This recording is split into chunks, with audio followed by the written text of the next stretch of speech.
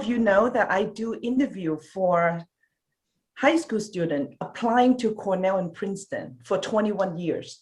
So every year I would be assigned 10 to 15 students that I would interview. So I'm going to do a real one, quote unquote. Not that Joshua is applying to Cornell and Princeton, but I'm really doing an interview pretty much about 30 to 45 minutes as if I'm meeting him for the first time. Hey, Josh, good to see you. It's good to see you. Yeah, so tell me how you decided to apply to Rice University. Yeah, so I really wanted to stay in state for college, and I saw that Rice was one of the top colleges here in Texas. So then I really started to look into it about sophomore, junior year of high school, and I just fell in love, with the culture there, with the emphasis on the undergrad students that they put, and also just like the environment that everyone. Wow, I really like how you're so wise to start exploring and researching earlier in high school. And that's really smart, and that you're really thoughtful to think about both academics, the environment, the distance, and the financial. Very wise. What do you plan to study? Yeah, I plan to study kinesiology. So tell me more. How did you get interested in kinesiology? Yeah, so I've been playing basketball and a lot of sports for my entire life. And recently I had a lot of knee injuries from just, playing too much. And I know kinesiology it's a study of like sports injuries and like rehabilitation, right? From physical deformities, physical injuries. And, having that personal experience really made me want to find a major or a career that's something to do to help other people who are in a similar.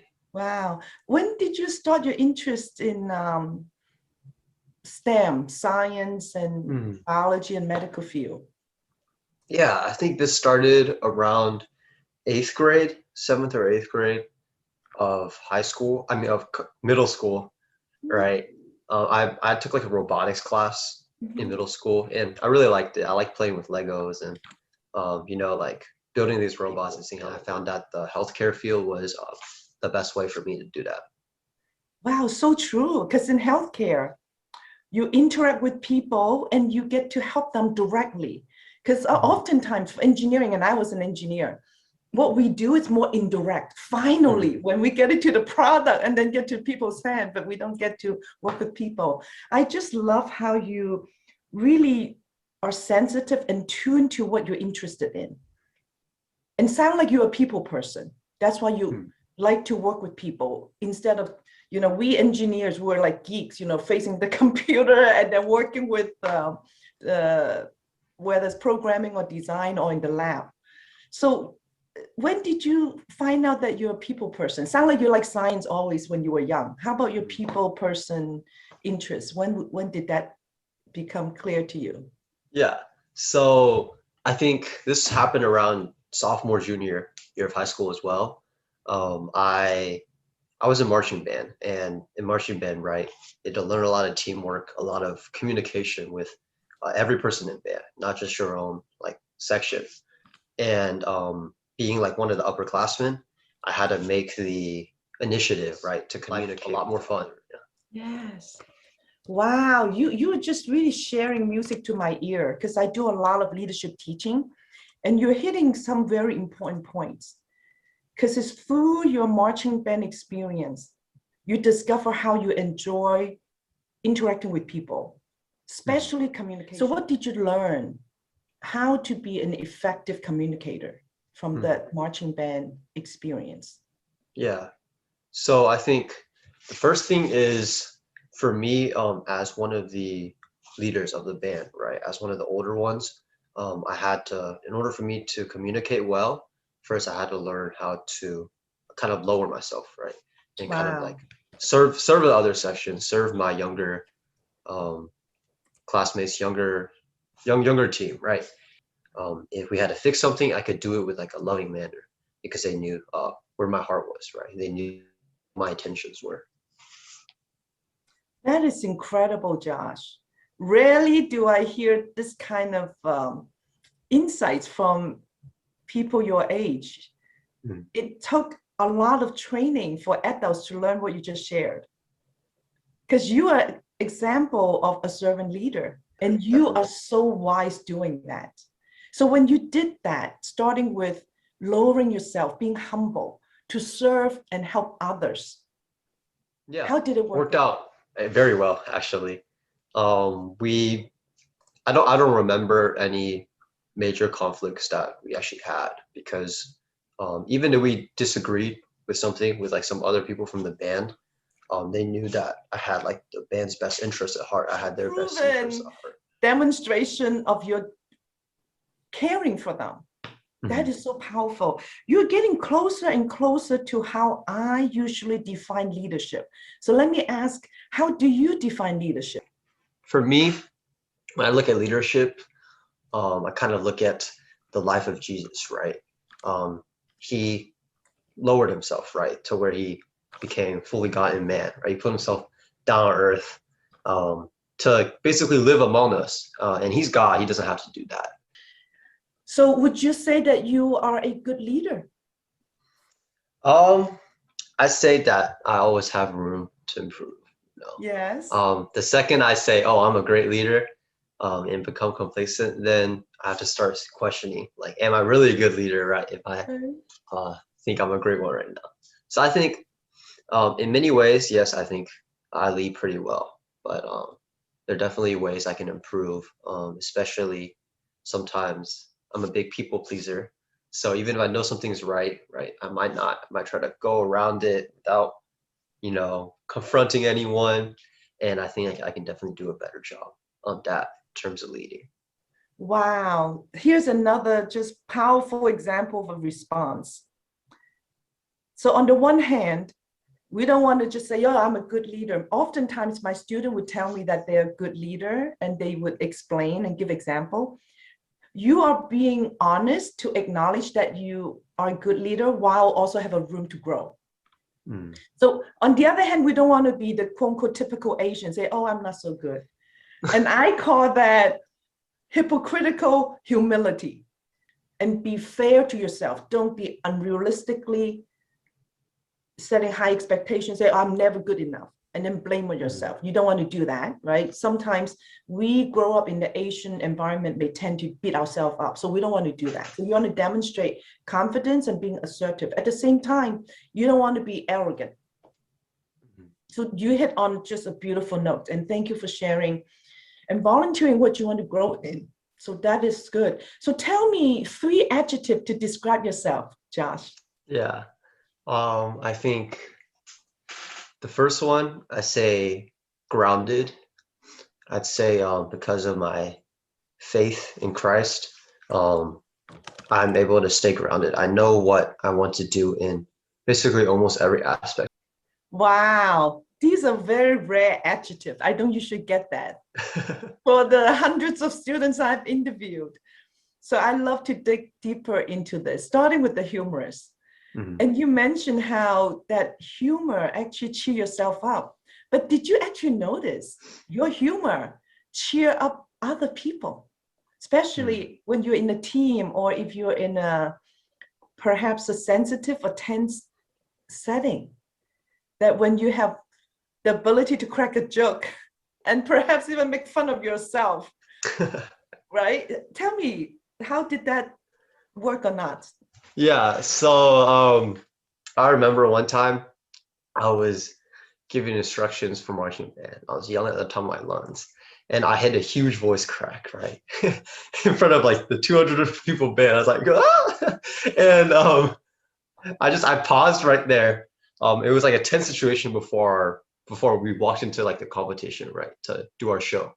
And I paused. I was like, hey everyone, I'm sorry, I'm like 14 again. And then people chuckled. I had a good laugh out of it. The nerves were eased a little bit because I voice cracked, and I just stopped and told everyone, hey, my bad. That is so powerful because humor really helps to relax the atmosphere. And Uncle Ming always tells us that. Uncle Ming also mentioned he learned from He learned how to be humorous from the president or CEO of So Texas. you You learn how to be funny, huh? So you know how to crack jokes. Yes, yes, here and How there. did you develop that? I think I grew up with a lot of funny people. In middle school, elementary school, the people I like to hang out with were always the ones that were joking around, you know. Like if I trip or stumble or something, like they would be, hey Josh, chill out, watch out, man. And I mean, it'd just be like the little things, you know. We play games, kind of crack jokes here and there, like, hey, you gotta You hang around with people with qualities that you like to grow with. You might not have chosen to get along and hang around with those friends because of their sense of humor. It just so happened perhaps you realize it. Was that the case? Yeah, I didn't, I just kind of realized it. Yeah. Although if you have a choice, and I would suggest to all the young people, hang around with people with qualities that you like to develop and grow in. Would you agree with that, Josh? Yeah, most definitely. So now you just kind of look back and say, oh, it just happened, right? But if you could be more even proactive and intentional to say that. Got it. Very good. Yeah, that is so powerful. Humorous. Helps to build relaxing atmosphere, meet people where they are because you're vulnerable. So the other two adjectives, grounded in your faith in Christ and level-headed, not being nervous. So let's go to the grounded one first.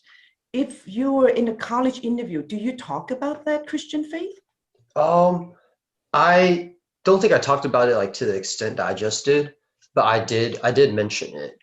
They talked about, I think it was a similar question to this, and it wasn't like adjective, it was talking about like three things that like you really like prioritize or like find a lot of enjoyment doing.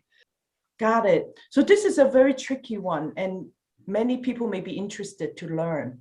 When you're in a job interview, in a college application interview, how much do you talk about your Christian faith? So the context that Josh and I are talking right now is more of a Christian audience.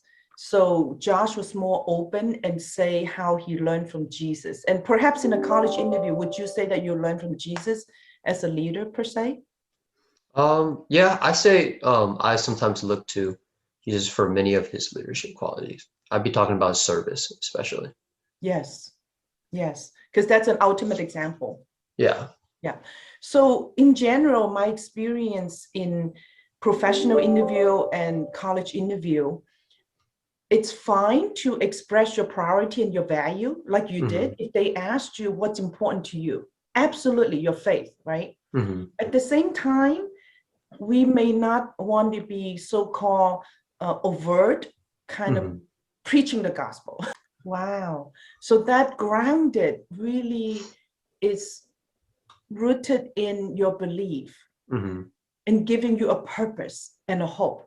That is very important. All of us need hope. And we all need to have a purpose-driven life mindset so that you know where you're going. And then you feel at peace with it. Well, thank you for that clarification. How about level-headed? How did you get to be so level-headed and not nervous? Yeah, so this is actually something my dad taught me. Growing up, when I was in middle school, I got really nervous, like very, very nervous. In basketball games, you know, I was the guy whose hands were all sweaty before the game, you know. I get the first play of the game, try to catch the ball, and it would go right past my hands. And I think my dad always taught me, right?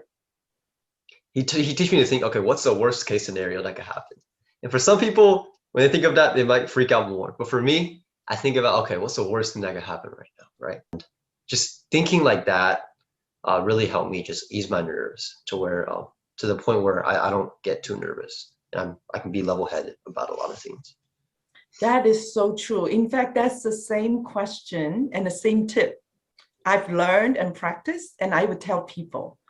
And I hope all the people who are listening could consider the same way, because we could be under a high stress environment these days.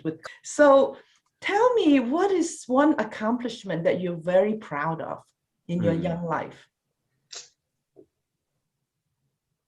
Are you talking about high school? Anytime throughout your young life, your 20-some years. Yeah, biggest accomplish. I think for me, yeah, it was saying high school. It was definitely my senior year. We were in marching band. Senior year was a state year, so our entire band was competing for a state spot. And 2 years ago, right? States every 2 years. 2 years ago, we didn't make it, and we didn't put in the effort to make it. You know, our practices, people were messing around, and we didn't take it very seriously because at that time we were like the top dogs in our area, right? So we thought we would just be a free pass. So senior year, we really worked our tails off. A lot of the older good musicians left, and our school got split in half to another school. So we were cut in half, and we worked our tails off. And I had the opportunity to like lead and like serve a really hardworking band. And ultimately we got to the area competition for state, and we were one spot away, right? And it was really heartbreaking, but at the same time, I think it was one of my biggest accomplishments. How about a failure? What is something that you consider was a failure for you and what you learned from it? Yeah. I think there's been a lot. I'm trying to think of like the big failure that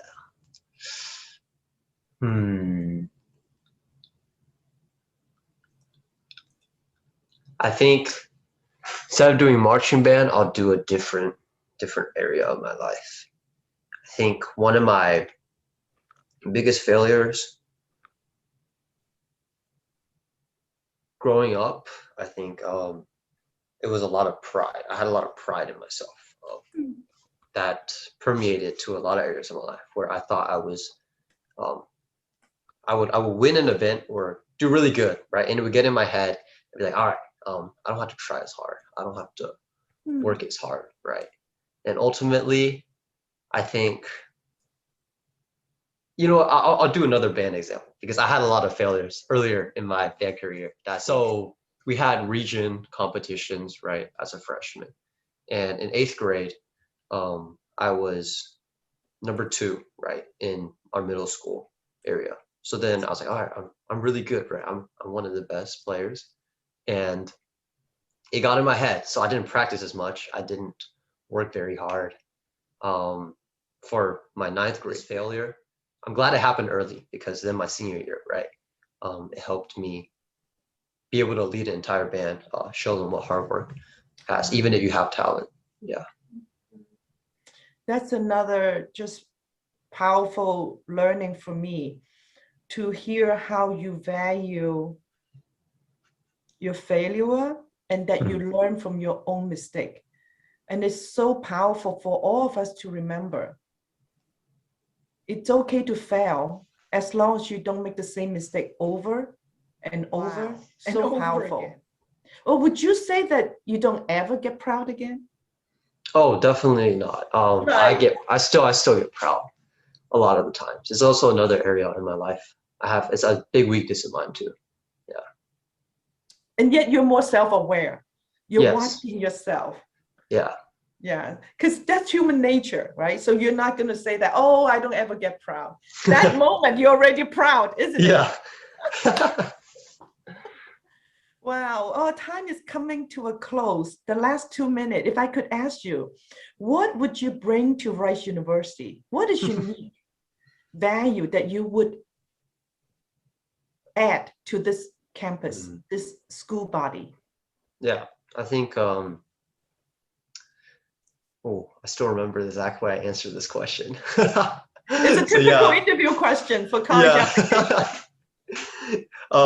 So for me, I think I had a lot of experiences in high school that shaped me as a leader, as a person, right? From playing on the ultimate frisbee team, being a captain on that team, right? It taught me not only like athleticism, not only how to play a sport, how to work as a team, as a sport, also taught me what it meant to see your players get injured, right? And then having to help them come back again. I think that's ultimately what I bring to Rice. I have this, I think I like to say I have a unique experience which has shaped my my vision, my thinking, right, about culture and about how our background affects how we grow up. Yeah, I really value that because Rice does have a very diverse student body. Yeah. And your unique experience and perspective. I especially appreciate your servant leadership mindset, that I know you care so much to serve, and that's important to our university. So thank you, Josh.